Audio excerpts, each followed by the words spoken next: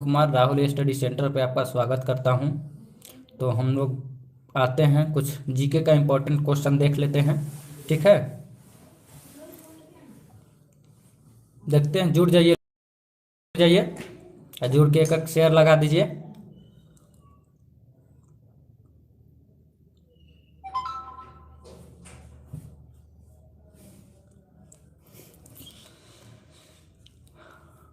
चलिए जुड़ जाइए। चलिए जैसा हम लोग स्टार्ट आज का क्वेश्चन नंबर 1 रहेगा कि पंजशीर घाटी कहाँ स्थित है। पंजशीर घाटी कहाँ स्थित है? Option A Lebanon, option B Bharat, option C Pakistan और ऑप्शन डी अफगानिस्तान। पंजशीर घाटी कहाँ स्थित है?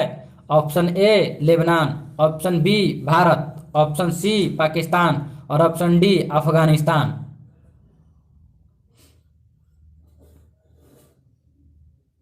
पंजशीर घाटी कहाँ अवस्थित है? Option A Lebanon, option B Bharat, option C Pakistan, option D Afghanistan. तो इसका सही जवाब है option number D Afghanistan. Panjshir घाटी अफगानिस्तान में है। चलिए हम लोग 2 नंबर क्वेश्चन पे आते हैं कि गर्भ निरोधक गोलियां का आविष्कार किसने किया है? गर्भ निरोधक गोलियां का आविष्कार किसने किया है? Option A Pincus, option B Leeuwenhoek, option C Edward Jenner, option D F G. Bentinck.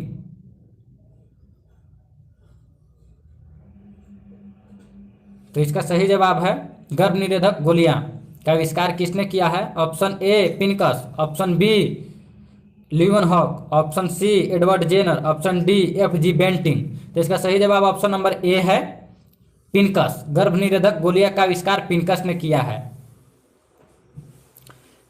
चलिए 3 नंबर क्वेश्चन पे आते हैं कि हाँ ठीक है, 3 नंबर पर लैंड ऑफ मॉर्निंग कॉम किसका निर्देश करती है? लैंड ऑफ मॉर्निंग कॉम किसका निर्देश करती है? ऑप्शन ए जापान को, ऑप्शन बी नॉर्वे को, ऑप्शन सी फिनलैंड को, ऑप्शन डी दक्षिण कोरिया को। लैंड ऑफ मॉर्निंग कॉम किसका निर्देश करती है? ऑप्शन ए जापान को, ऑप्शन बी नॉर्वे को, ऑप्शन सी फिनलैंड को, ऑप्शन डी दक्षिण कोरिया को। तो ए इसका सही जवाब हो जाएगा ऑप्शन नंबर डी दक्षिण Korea. Land of morning com दक्षिण कोरिया को बोलते हैं। चलिए 4 नंबर क्वेश्चन पे हम लोग आते हैं कि तिब्बती लोग किसे चोमोलुंगम अथवा देवी माता कहते हैं? तिब्बती लोग किसे चोमोलुंगम अथवा देवी कहते हैं? Option A Nanda Devi, option B Kanchenjunga, option C Vaishno Devi, option D Mount Everest. यानी तिब्बती लोग किसे चोमोलुंगम अथवा देवी माता कहते हैं? Option A Nanda Devi, option B Kanchenjunga, option C Vaishno Devi, option D Mount Everest. तो माउंट एवरेस्ट ऑप्शन डी ठीक है ना। तिब्बती लोग देवी माता माउंट एवरेस्ट को कहते हैं। ठीक है, option number D Mount Everest.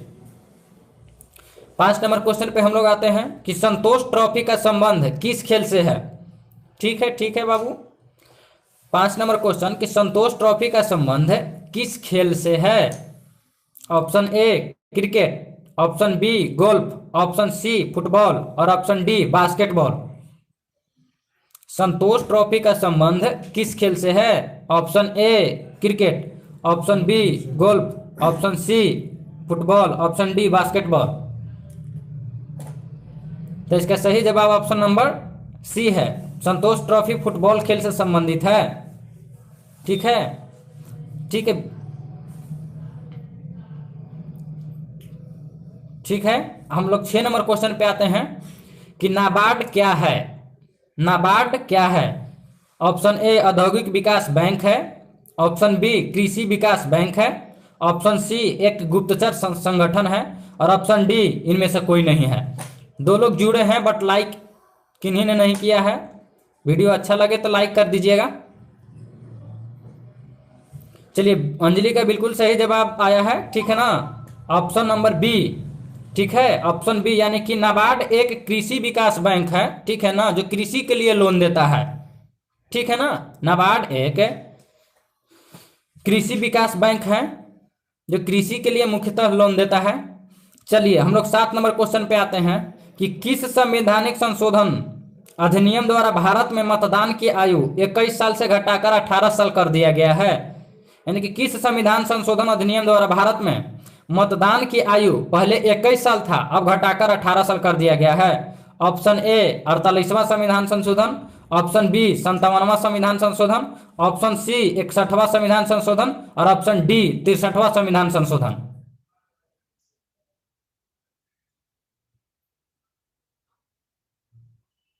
तो इसका सही जवाब ऑप्शन नंबर सी है, 61वां संविधान संशोधन द्वारा। ठीक है, बिल्कुल सही अंजलि, बिल्कुल सही जा रही है। ऑप्शन सी यानी कि 61वां संविधान संशोधन द्वारा वोट देने का अधिकार 21 वर्ष से घटाकर 18 वर्ष तक कर दिया गया है। अब हम लोग 8 नंबर क्वेश्चन पे आते हैं। ये गुरुमुखी लिपि किसके द्वारा विकसित की गई है, यानी कि किस गुरु द्वारा गुरुमुखी लिपि किस गुरु द्वारा शुरू किया गया है। तो option A Guru Angad, option B Guru Arjun Dev, option C गुरु रामदास और ऑप्शन डी गुरु नानक। गुरुमुखी लिपि किसके द्वारा शुरू किया गया है। चलिए बिल्कुल सही अंजलि, सही जवाब है option number. Aditya technical channel आपका भी स्वागत है मेरे भाई। रोज जुड़ने का कोशिश कीजिए आदित्य टेक्निकल क्लासेस, ठीक है, और चैनल को थोड़ा सब्सक्राइब करवाइए। तो इसका सही जवाब है option number A Guru Angad. Guru Angad. मैं हूं आदित्य। अच्छा, समझ गए आदित्य, समझ गए, अब समझ गए। ठीक है, कोई बात नहीं बाबू, अगर थोड़े देर हमारे साथ ज्वाइन कीजिएगा ना तो आपको जरूर कुछ ना कुछ फायदा हो जाएगा मेरे भाई, ठीक है ना। ऐसा थोड़े है कि घाटा होगा, कुछ ना कुछ। अगर अपने रिलेशन में अपने भाई बहन कहीं भी चैनल को थोड़ा सब्सक्राइब करवा दीजिएगा तो ज़्यादा अच्छा है। और कल नहीं परसों से मैथ्स का फाउंडेशन बैच लेके आ रहे हैं, आप लोग भी पढ़िएगा तो अच्छा लगेगा, ठीक है। चलिए 9 नंबर क्वेश्चन पे हम लोग आते हैं कि उच्चतम न्यायालय के न्यायाधीश किस आयु तक अपने पद पर बने रहते हैं। उच्चतम न्यायालय के न्यायाधीश किस आयु तक अपने पद पर बने रहते हैं। ऑप्शन ए 62 वर्ष, ऑप्शन बी 65 वर्ष, ऑप्शन सी 70 वर्ष, ऑप्शन डी कोई इनका आयु सीमा नहीं है।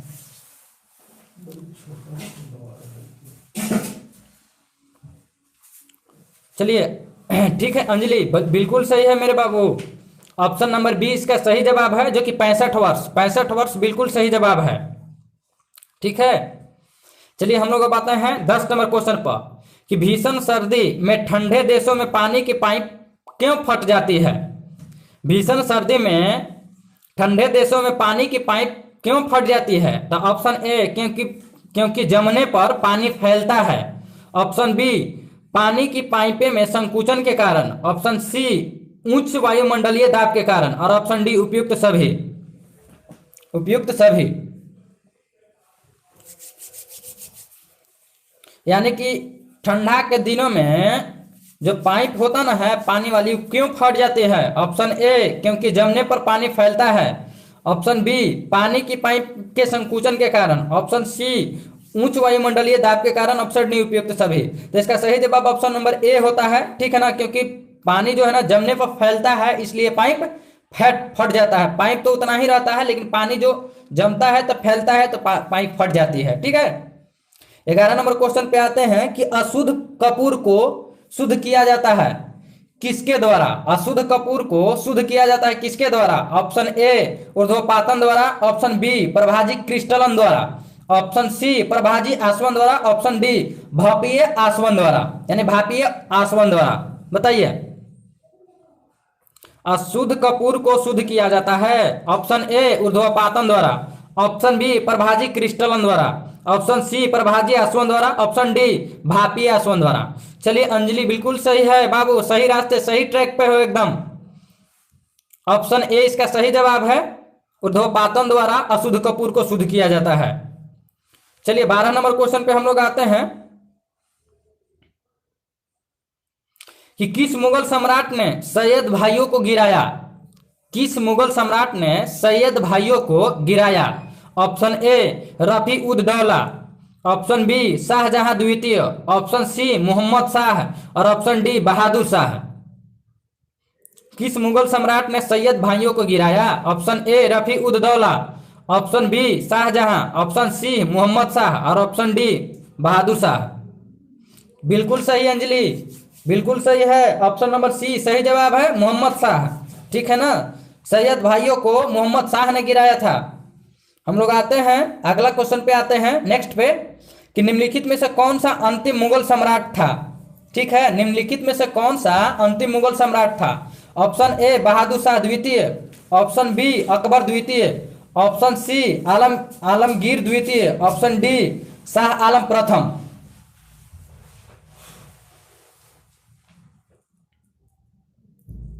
तो इसका सही जवाब है option number A Bahadur Shah द्वितीय, जिसको बहादुर शाह जफर भी बोलते हैं, बहादुर शाह। ठीक है अंजलि, सही जवाब है ऑप्शन ए बहादुर शाह द्वितीय। चलिए हम लोग अगला क्वेश्चन पे आते हैं कि अकबर के शासनकाल में भू राजस्व सुधार के लिए कौन उत्तरदायी था? अकबर के शासनकाल में भू राजस्व सुधार के लिए कौन उत्तरदायी था? Option A Todarmal, option B Jai Singh, option C Bihari मल, ऑप्शन डी बीरबल। अकबर के शासनकाल में भू राजस्व सुधार के लिए कौन उत्तरदायी था? Option A Todarmal, option B Jai Singh, option C Bihari मल, ऑप्शन डी बीरबल। ठीक है अंजलि, सही जवाब है टोडरमल, ऑप्शन ए टोडरमल सही जवाब है, टोडरमल ही जिम्मेदार था। हम लोग अगला पे आते हैं कि 1526 ईस्वी में बाबर ने किस वंश के शासक को परास्त कर मुगल साम्राज्य की नींव डाली थी? 1526 ईस्वी में बाबर ने किस वंश के शासकों को परास्त कर मुगल साम्राज्य की नींव डाली थी? ऑप्शन ए तुगलक वंश, ऑप्शन बी खिलजी वंश, ऑप्शन सी सैयद वंश, ऑप्शन डी लोधी वंश।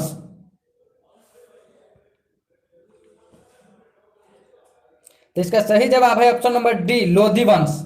ठीक है ना, लोधी वंश, ऑप्शन डी लोधी वंश। अगला पे हम लोग आते हैं, हाँ ठीक है आदित्य, ठीक है आदित्य सही जवाब है बाबू मेरे भाई। चलिए अगला पे आते हैं, पानीपत का प्रथम युद्ध कब हुआ है या कब हुआ था? पानीपत का प्रथम युद्ध कब हुआ? ऑप्शन ए 20 अप्रैल 1527 को, ऑप्शन बी 21 अप्रैल 1529 को, ऑप्शन सी 21 अप्रैल 1526 को और डी 15 अप्रैल 1528 को। पानीपत का प्रथम युद्ध कब हुआ? ऑप्शन ए 20 अप्रैल 1527 को, ऑप्शन बी 21 अप्रैल 1529 को, ऑप्शन सी 21 अप्रैल 1526 को और डी 15 अप्रैल 1528 को। चलिए अंजलि का सही जवाब है 21 अप्रैल 1526 को ही हुआ था पानीपत का प्रथम युद्ध। सही जवाब 21 अप्रैल 1526। अगला पे आते हैं, हाँ ठीक है शायद नहीं सही है बाबू।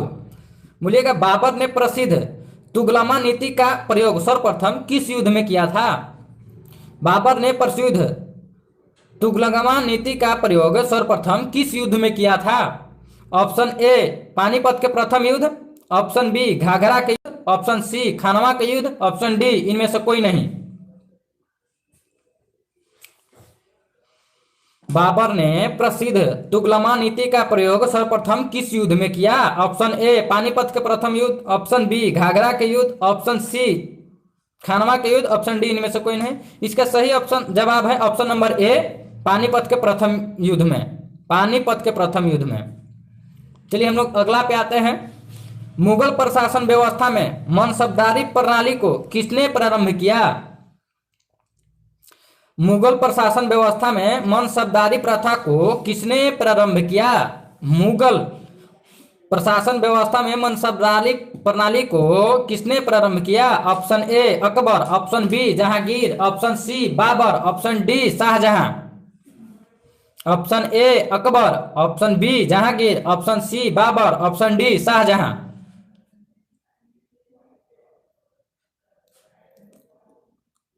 बताइए। चलिए तो इसका हम बता देते हैं, इसका सही जवाब ऑप्शन नंबर ए है अकबर। ठीक है ना, मनसबदारी अकबर लाए हैं, अकबर।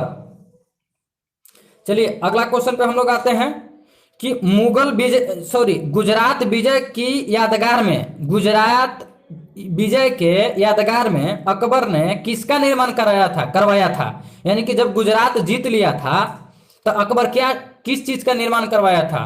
तो ऑप्शन ए है सिद्दी बशीर, ऑप्शन बी है बुलंद दरवाजा, ऑप्शन सी है बड़ा इमाम, ऑप्शन डी है जामा मस्जिद। बताइए।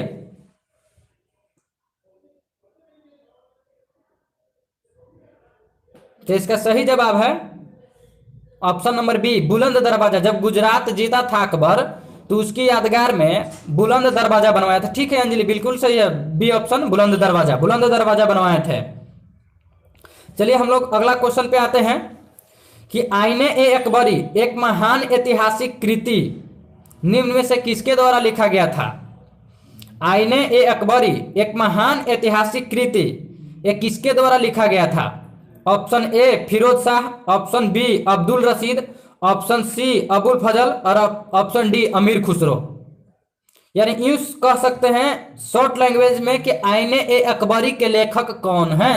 यूं बोल सकते हैं कि आईने ए अकबरी के लेखक कौन हैं। Option A Firoz Shah, option B Abdul Rashid, option C Abul Fazal, option D Amir Khusro. Sintu blog. ठीक है अंजलि, बिल्कुल सही बाबू। मतलब आईने अकबरी को अबुल फजल ने लिखे थे। ठीक है ना, अबुल फजल। चलिए अगला क्वेश्चन पे हम लोग आते हैं कि पानीपत की दूसरी लड़ाई यानी कि 5 अप्रैल 1526 को निम्नलिखित में से किन दो लोगों के बीच हुआ था।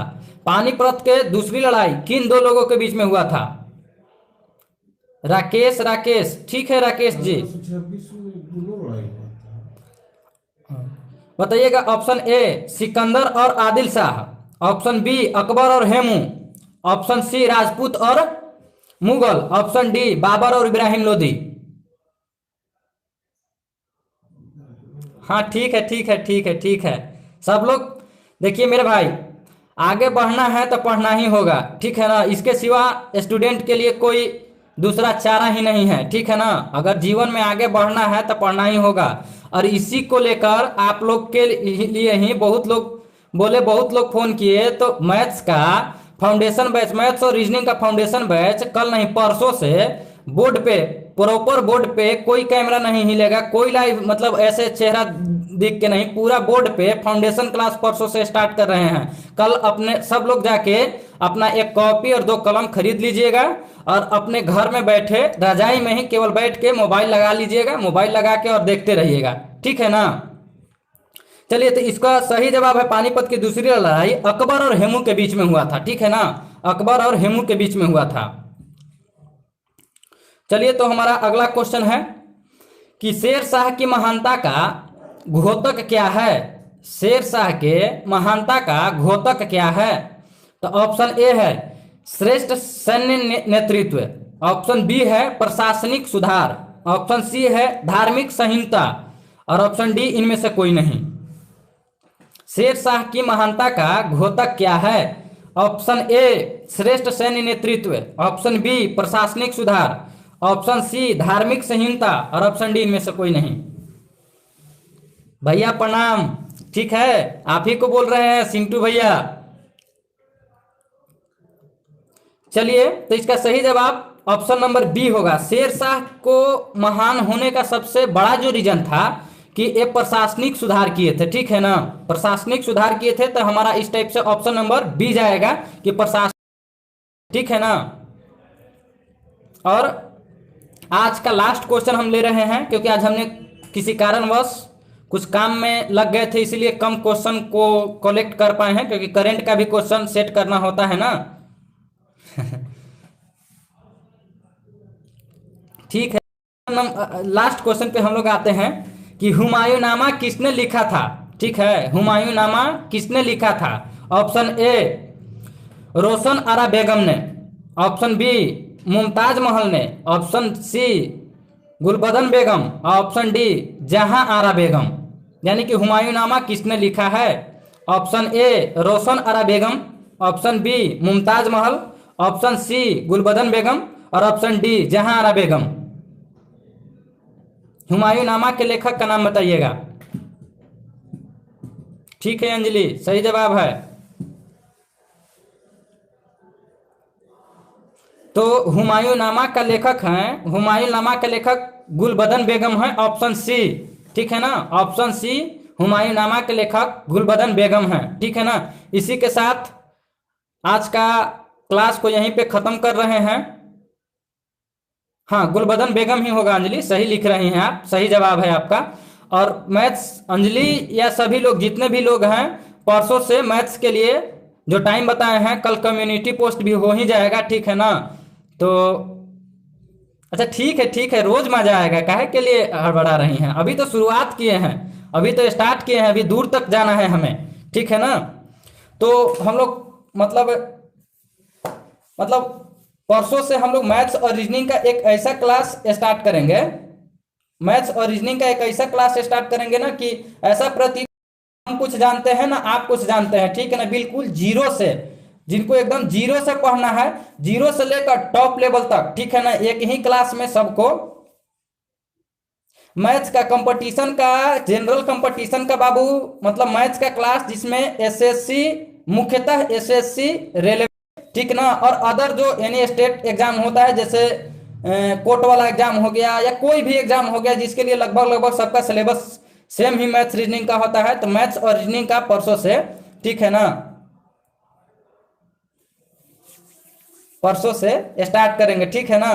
तो आज हम विदा लेना चाहते हैं। देखिए, चैनल अगर अच्छा लगता है, मेरा क्वेश्चन अच्छा लगता है, मेरे भाई लोग, मेरी बहन लोग, दोस्त लोग, तो चैनल को थोड़ा सब्सक्राइब करवाइए, सब्सक्राइबर बढ़वाइए। ठीक है ना। और वीडियो अगर नहीं देख पाते हैं जो लोग, बाद में फुल वीडियो देखिए, क्योंकि अगर 15-20 मिनट का ही तो वीडियो होता है। ठीक है ना, अगर 15-20 मिनट देख लीजिएगा तो बहुत कुछ समझ में आएगा मेरे भाई। करेंट अफेयर से बहुत ज़्यादा फायदा होगा। अगर नहीं भी कोई पढ़ते हैं ना, तो पूरे दुनिया के बारे में कुछ ना कुछ अप टू डेट होगा। तो मैथ्स और रीजनिंग का शाम में क्लास होगा, सुबह में करंट का क्लास डालेंगे, और उसके बाद में एक और क्लास मतलब रिवीजन बैच लेके आएंगे, यानी कि आगामी होने वाले जैसे एलडीसी का एग्जाम हो गया या कोई भी एग्जाम के लिए प्रैक्टिस सेट भी लाएंगे। परसों केवल सेटअप रेडी हो जाना चाहिए। ठीक है ना। तो थैंक्स, जुड़ने के लिए धन्यवाद। आज बहुत लोग जुटा था हमारे